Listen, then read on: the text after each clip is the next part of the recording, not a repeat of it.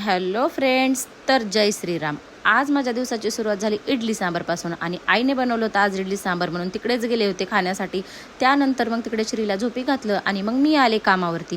त्यानंतर दुपारून मी कामावर घरी आल्यानंतर मग काय या दोघांना भूक लागली होती. मग जेवण वगैरे केलं आणि मस्तपैकी आम्ही तिघांनी जेवण केलं. त्यानंतर मग इकडे ललाच्या मित्राचं अर्जंटमध्ये लग्न होतं, म्हणजेच लव्ह मॅरेज.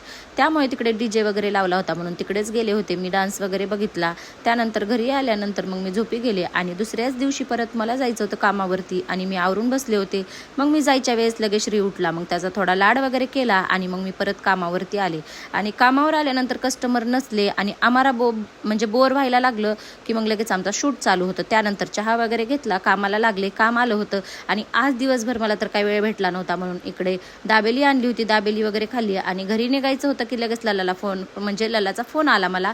मग मी घरी वगैरे गेले. मग त्यांनी स्वयंपाक वगैरे बनवून ठेवला होता. घरातली थोडीशी कामं आवरली आणि मग माझं एक पार्सल आलं होतं, म्हणजे ते की मी म्हणजे रुद्राक्षाचं ब्रासलेट मागवलं होतं. खरंच खूप छान वाटत होतं.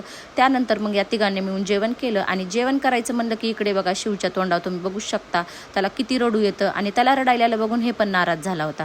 त्यानंतर मग हे खेळायला लागले. खेळत आहेत तोपर्यंत चला म्हणलं आपली बाकीची घरातली कामं आवरून घेतली.